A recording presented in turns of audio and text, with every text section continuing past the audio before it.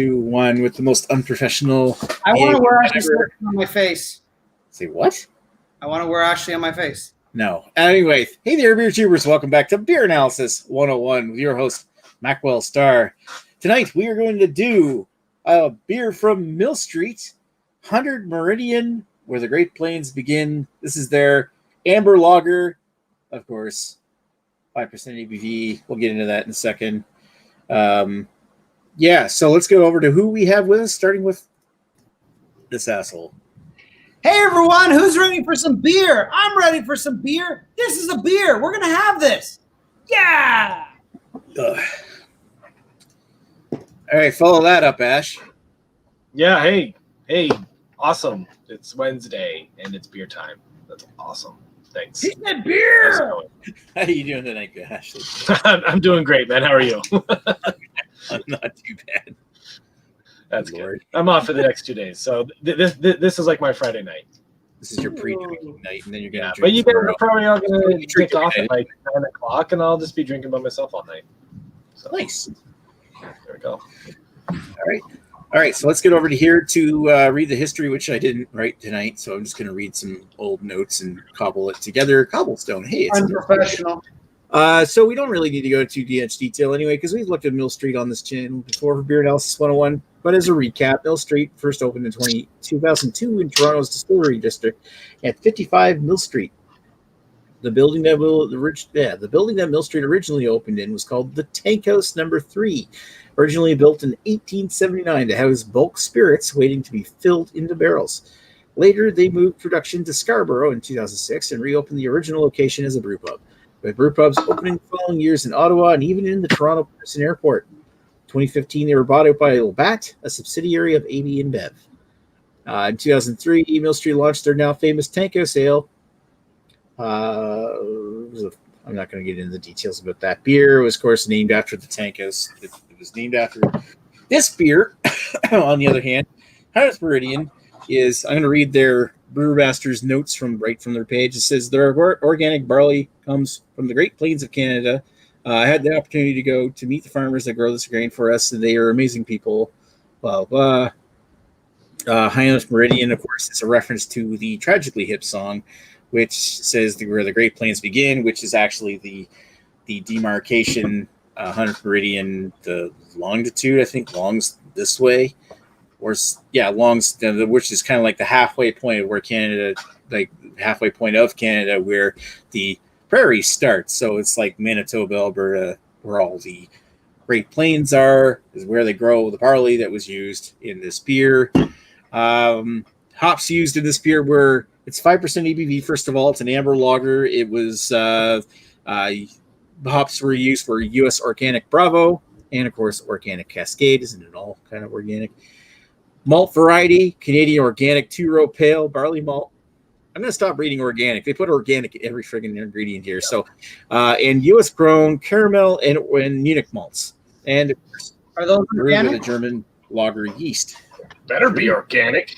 Better be damn well organic. Well, they're calling it organic lager, so I'm assuming literally it says Organic Bravo and Organic Cascade, made with Canadian Organic 2-row pale and U.S. grown organic caramel, organic Munich malt. Yeah, I get it. I believe to call it organic, every single ingredient has to be organic. I remember back in the day when Bose was all organic. Maybe they still are. I don't know. They had to, wanted like their Goza, they couldn't claim was organic because the salt wasn't organic. That's amazing. Salt comes from the earth. It literally comes from the earth. It isn't organic. It's not organic enough, Ashley. It passes the test, but not the Bose test. All right. So let's. We don't have any comments yet, so I'm going to go right to histories and introduce Greg. When's the first time you had this beer, sir? I've had this sometime before November 1st, 2014. The infamous night of 500 beers. Nice. I don't know. I know I had this fairly soon after it came out because it was one of those times where I still cared about Mill Street, and I would be like, oh, they came out with a new beer. I'll try this out. In fact, I think it may have first come out in a mix pack, and I used to always like buying their mix packs at Christmas time. I don't know. I've had it probably, let's say 12, 13, whenever it first came out. I don't know. done it a few times since then. I never really buy this beer. Like, this is the first time I've actually probably bought it willingly. I think it's normally in a mix pack and I just drink it, but it's generally not something I go out of my way to buy. It's, I mean, without even saying what it is generally, I mean, it's an amber lager. Who goes out of their way to buy amber lager? I don't know, maybe you like amber lagers. Don't let me judge you, but I'm just throwing it out there. Yeah. Well, I mean, each their own. Maybe you'll really like this. I mean, you're considering like somebody who's used to drinking like craft beers, or are you talking about somebody who's like getting into beer first time and typically drinks lagers? So there's like a couple of different ways you can look at getting into this kind of thing and why you want to. So what you're saying is your experience may be. I've unnecessarily shamed them, and now you're shaming me. You know what? All right, let's go over to the shamer of all shamers. Yeah. There's a lot of shaming going on. Yep. If the night goes right, I'll be calling lots of people potatoes tonight, so that's awesome. Oh, potato. Just had one of those days. I'm so grumpy. First time. Welcome to COVID retail. I just checked my Untapped. I had this back in 2015. I'm not too sure if that was the first time I had it. Because again, much like what Greg said, it's a pretty unremarkable style. And, you know, if I had it before 2015, so be it. If not, I had it once in 2015 and none since. So there we go. Nice. All right. I'm just having to bring myself up here, but I'm trying to find my exact time I actually had this for the first time, which I did my original review on YouTube as review number 838 on. I uploaded it in March 2016. Apparently, I recorded it in June of 2015, and I untapped it the first time on May of 15. So that must have been right around the time it first showed up here in New Brunswick, because this isn't as old as some of the other main beers that Untapped. Sorry, that Mill Street has produced. The according to Untapped, it came out. Looks like it came out December of 2013, so 2014 is probably the area when this first launched. It's a relatively new beer, but not super new. Yeah, exactly.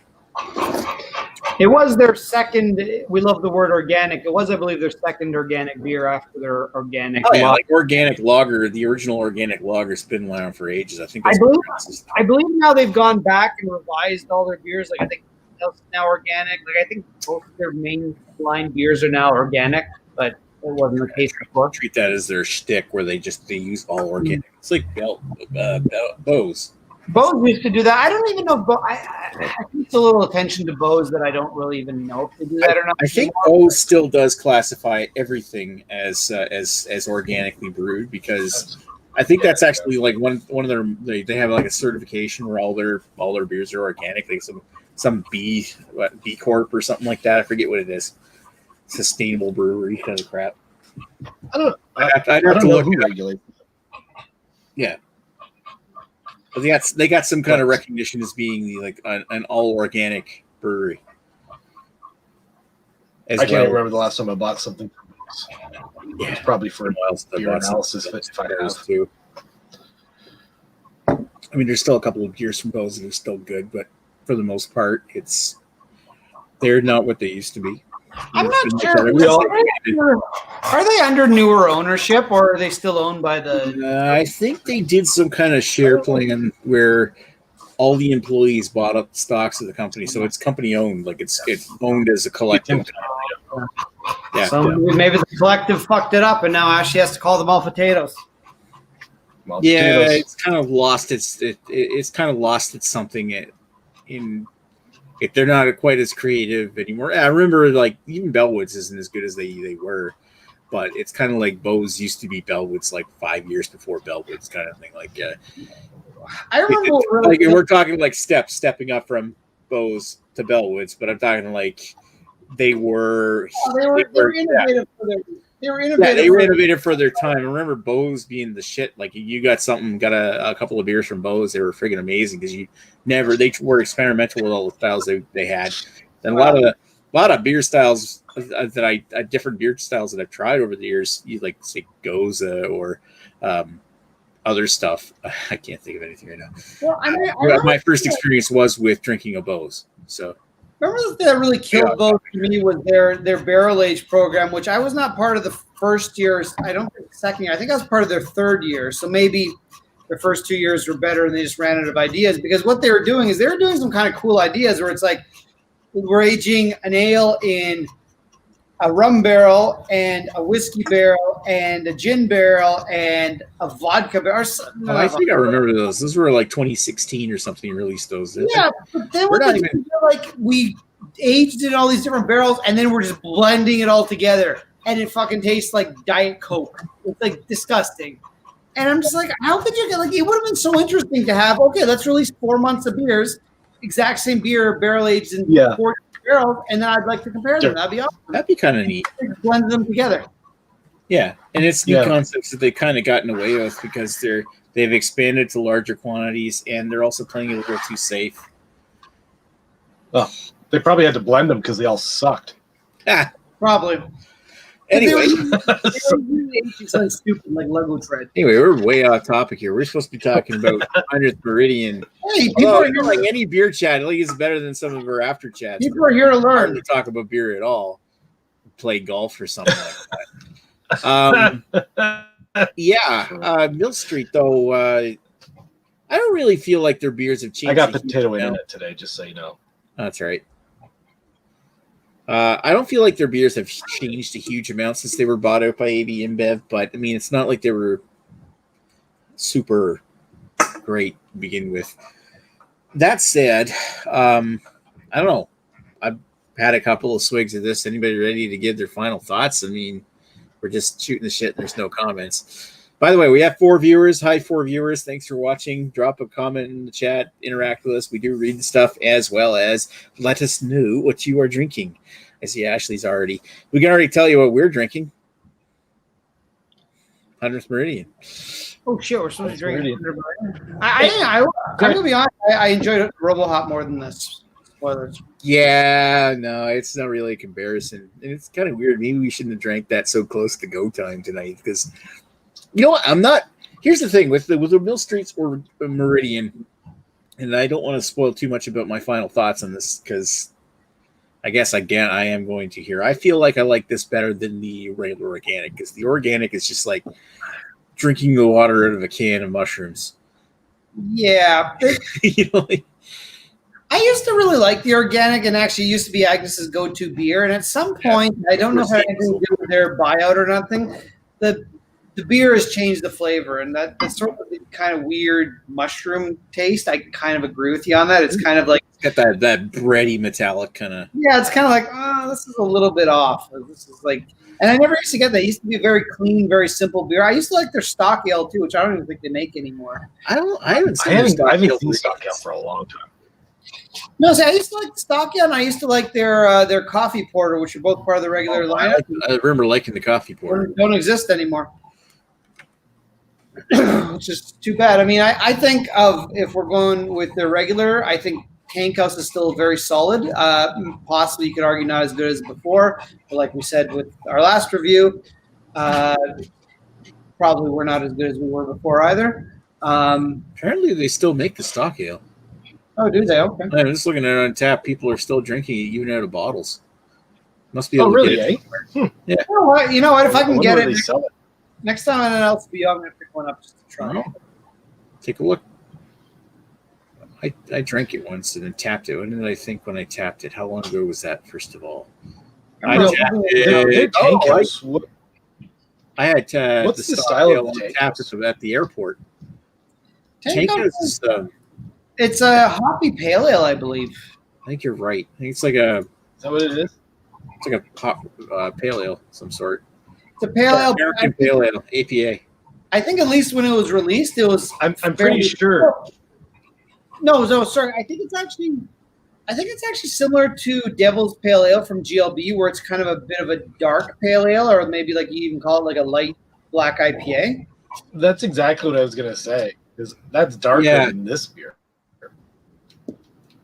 Yeah, what did you say it was? The 6-6, the Great Lakes Brewing 666. Yeah, Devil's Pale Ale. Yeah. I don't know if I ever had that one or not. I think I did. I'm sure you probably. It used to be a regular beer for them, although then again, I don't know if it was available in New Brunswick or PEI or you frequent. I know I've seen it before. We never had it here though. I think I got one in Ontario, or you sent me one. I forget. Anyway, yeah, let's get over to. I'm going to introduce Greg because you're going to find your final thoughts on this beer. I'm not even writing notes. Oh man, I wish Ashley would go first so I could just copy his opinion. So my potato opinion on this beer. I don't particularly like it. It's one of those beers that falls under the way too sweet for me category. I feel it's all malt. I'm sure there's hops there to balance it, but I don't get much of anything. I just get a sweet caramel maltness and not a whole lot else. Red ales are not really okay. I know this is a lager, but red beers are not really my thing to begin with. The ones I tend to like tend to be the ones that have hops at least to balance it, and sometimes even go a little bit on the hoppy side, and those can be tasty too.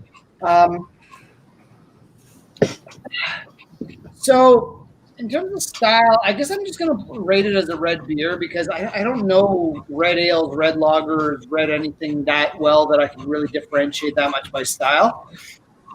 And I'm going to say I don't particularly think this is a great example, mainly because maybe it's supposed to be sweet. Maybe that's the textbook definition, but for me, it's way too sweet that I'd really enjoy this.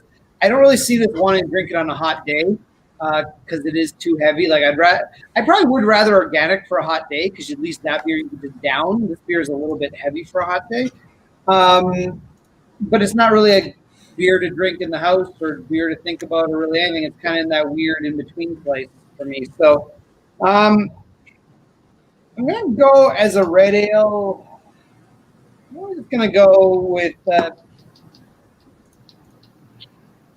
I'm going to go 6 for style, 5.5 for personal enjoyment. It's really kind of just above that passing mark for me where I can't really say anything about it, but it just really doesn't do much for me. And until we one day decide to revisit all these beers and Nick makes me buy another can, I probably won't buy another can of this. So You never know. Anything can happen.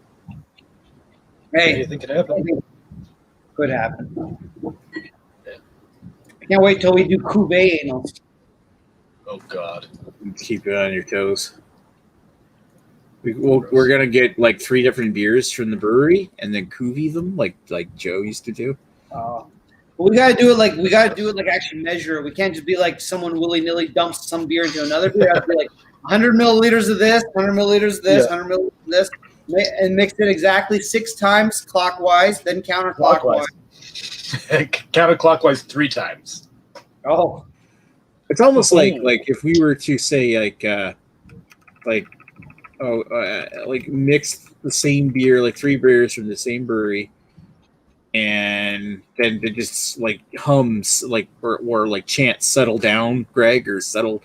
I don't know, just something that Joe used to say. Maybe he'll come back. You all need to settle down now. Like settle down, Greg. Settle down, Greg. Settle down. Good man. R.I.P. Joe. Joe will magically reappear. All right. And of course, people in the chat have no idea what we're talking about, even though there's nobody in there and there's 3 people watching. Actually, you lost viewers there. We had 5, never done a 3. So I want to give credit to the people who are like toughing this out because this is a slow week. And maybe I should take Greg off the screen and go to Ashley. Yeah. I didn't even catch what you gave for your scores. 6 for style, 5.5 for personal enjoyment. Awesome. All right. I don't know if I have potato internet, but like on everyone else's end, but everyone's coming in really choppy. So I'm pretty sure my internet sucks right now. So if I mean, you seem okay to me. Okay, cool. They seem okay here. Awesome. So yeah, this beer, it's sort of a weird one. I'm actually going to echo a lot of what Greg said. It's a little too sweet. The body's a little too heavy for it to be a lager. Like in my mind, like for a 5% lager, you just expect something to be light and refreshing and something you can crush. And really, like this is a sort of drinking like a small meal, not as an entire entree perhaps, but maybe like an appetizer meal. It's just sort of like filling you up a little bit.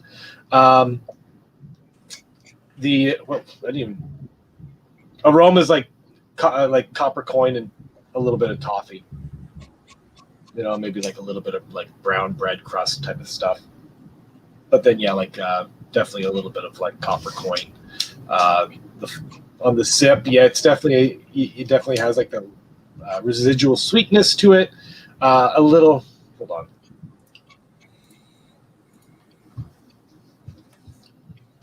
Yeah, there's a little bit of like earthy bitterness to it. But there's a sweetness. There's like a toffee. You know, it's very uninspiring, I guess, is sort of what I'm trying to get at. It's nothing that's really going to blow you away, but at the same time, it's not really a beer that I would go out, like, even if I really like this, I don't even think I would go out and buy a 6-pack and drink 6 of them, you know, in a night. You know what I mean? Like, it's not like a pounder beer or anything like that. It's just, I don't know. And to call it an amber, I don't know. It's really just looking like oh, look at my head through that reflection. The size of that forehead. Holy, Very nice hat. Jesus. It looks just more like a slightly malty regular lager, not like an amber to me.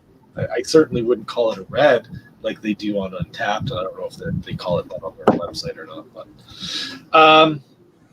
yeah, it's very blasé, very run of the mill, very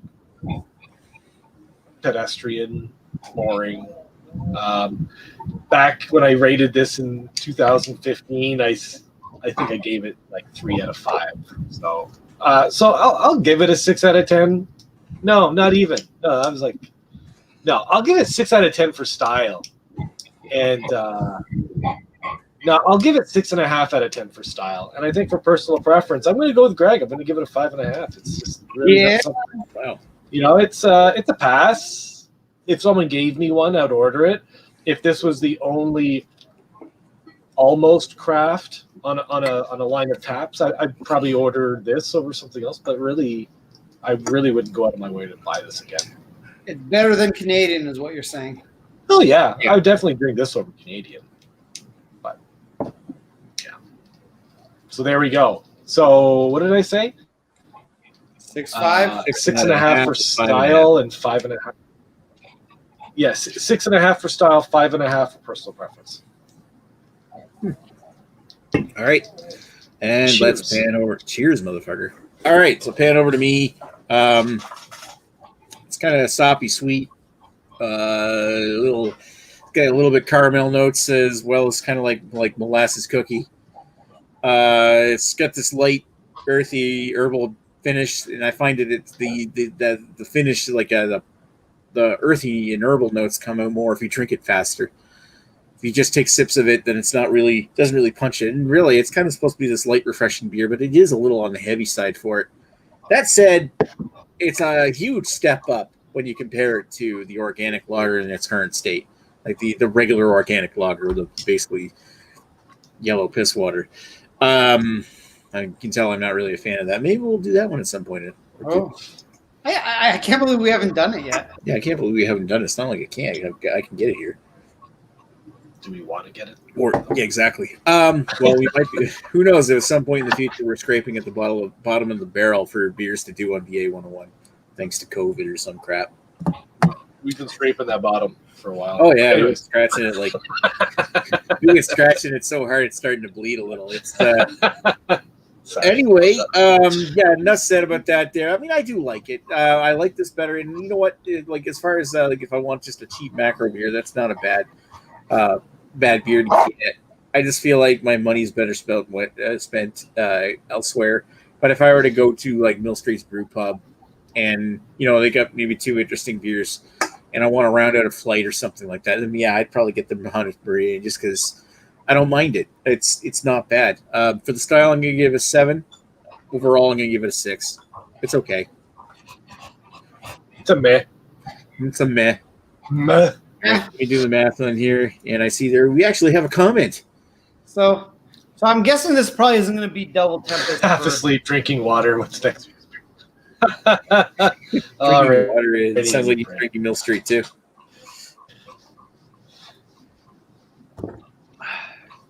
That's funny. Oh, that actually makes the half asleep. Might not be a record-breaking beer for any Ordered sport. half asleep. That sounds like most of our audience. Hi, 6 viewers. That was a note. It'd be a knock on people watching this stuff. Thank you for watching. One of the viewers is me, probably one is Ashley. That was more of an insult to myself, to be honest. 7, 5, 5, plus 5. Well, you know what? It's funny that like when we kind of do a more boring beer, I guess people aren't as interesting. But yeah, it's not like we're drinking the most exciting of beers tonight. No, I mean, you know what? I feel the best. Obviously, the best beer analysis are the ones that we all love and we want to give a 10 out of 10 to, blah blah blah. Or the really, really gross ones where we're all like giving like a 2 out of 10, a disgusting out of 10 is the worst beer ever. Not every beer can be MGD, so it's not everything can be MGD, but one day it will be. We need to do, Nick. You know what we need to do is we need to really hit up. Well, in our case, the beer store, whatever your equivalent is, and we need to do like. What else is there's like Facts 10%? I know there's a bunch of 10% shit beers that we can get. Let's do those beers. Oh God, the shitty beers. Well, we have to have the good with the bad, which has always been kind of the thing I did on this channel anyway. Like good. That's why I always I do review crap as well as good stuff. Although I haven't reviewed a lot of crap. I haven't reviewed a lot lately. I've been kind of focusing on more interesting things. Yeah, we really haven't like had a real like shit, like really shitty shit bad beer. Like shitty shit. Yeah. Like what was the last beer that we really did shit on? Like gave a bad review to during the video. I don't know. I'd have to take a look at the list. I got to go look at the my video history on here because I thought there was something we did recently that was kind of crap. Was it Peroni that we? No, I don't think you gave Peroni. Peroni's just like a Euro lager. Like it's not really going to be that bad. It's not going to be that great. But I think what Greg really wants is just an excuse to buy a bunch of high gravity shit so he can get blackout. and he's like, "Oh, it's Nick's fault." You're thinking about it, maybe we could get like 10 of those 10% like high gravity lagers and then just like cuvee them. Oh, gross! Man. Into a jug. It's disgusting. Oh, I did buy one beer for beer analysis. I'll tell you about Greg when we're offline, but I do have the math finished. I'm going to present the screen. That'd be like a beer animal, Greg. Second. There we go. All right, there's your final scores. Ratings. 6.5. Overall, 5.7. Gotta say, I like the song better than the beer. But the beer, if somebody handed it to me on if we were hanging on the porch, having a barbecue or something, and somebody handed me a beer out of the fridge, I wouldn't complain. Is that your picture? That is my picture. What's the hell's up with that bottle opener? It's not your logo. Is if you were having a barbecue and you handed it to Nick, he wouldn't murder your family. My BB Barfly. Oh. It's a little worn. Cool. But I had this made up. Shoot, I didn't know this is what we're talking about. I've had this thing for so long. This is my BB Barfly bottle opener that I bought in 2011, and I paid the extra $10 or something to have it customized. And it used to have my channel logo on it, and it still kind of does on the sides. Your sweaty hands have gotten rid of it over the years. No, it's more like the dents or something that have been. But it's taken so many impacts over the years that it's kind of worn away. I used to start my beer reviews by, "Hey there, beer tubers, welcome back to Maxwell Stars beer review," and shit, like flash that in front of the camera. Oh, really? It was cool that I had something like that. But I stopped doing that about 5 years ago. So that's how this thing I've had for when did I get it? 2011. So yeah, I've had it for almost 8 years. For the time you stop posting, I've had it for 8.5 years now. Yeah, that's it. That's crazy how much time has fucking flown. Yeah. One day you're just bored at home and you just have a lot of beer in your fridge, and the next day you're like if I'm going to start a beer review channel, that's as good a time as any. We can talk about that in the chat. So I do believe that we do have a question. Sorry, Ash, what were you saying? No, go. You're good. All right. I got Rating on Your Parade, and I hope you can get this, Ash. Rating on Your Parade is asking what. Well, I suppose he's drinking water. Next week's beer is going to be pretty close to water too, but a very refreshing beer in comparison to what we're doing this week. So next week's beer is Grolsch Lemon Radler. Ooh. I'm sure. You Pretty sure I can find so. Yep. Greg said he can get it like by. Yeah, 3 most minutes. studios in my area have it. So I'd be pretty sure you can get it. I'm And also, pretty sure. people I like, figured this is fairly common. So and also our good friends Mr. Redbeard and Chris Lezak should probably be able to get it. Ewart could probably get it if you wanted to put any effort into actually showing up to a show. yeah, Ewart's only ever shown What's the up once. percentage on that? 2. Is that 2.5 or 2? 2. I think it's 2. Yeah, look, 2 right there on the side. Oh, I may have to buy shot Okay. ice to make it a little You bit. might have to buy a whole bunch of those. Just to God. get a buzz. Can you imagine how you'd literally have to drink like 10 of them in a half hour to get a buzz? Yeah. You know? You know what? That's really just a testament to a real Radler. Because real Radler it's a lager that's made like 50% juice, 50% beer. So the fact that it's 2% ABV is accurate. Whereas you look at like Moosehead's Radler, where it's 4% ABV, and Moose Light Radler, Yeah. it's literally they must have done something to keep the percentage up. The juice is added from concentrate, and it's not diluted 50%. Yeah. Sure, it tastes great, but it's not accurate as far as the Radler goes. You go like a Schaffenhofer or a Stiegel Radler or something like that. Yeah. They're going to be low ABV as well. Yeah. Those are 2.5, real no more Radlers. than 3. Exactly. Yeah. All right. Well, I'm going to thank our the 5-6 viewers that we had at one point in this chat, and I want to thank Rainy Angel Parade for actually showing up. Cheers, buddy. Cheers. And yep, Cheers. And I want to thank Greg and Ash for showing up tonight, and we will chat with you folks in a bit because we're going to come up with an after chat, even if it's just us 3. All right. We'll talk to you folks later. Cheers. Bye-bye. See you later. Bye-bye.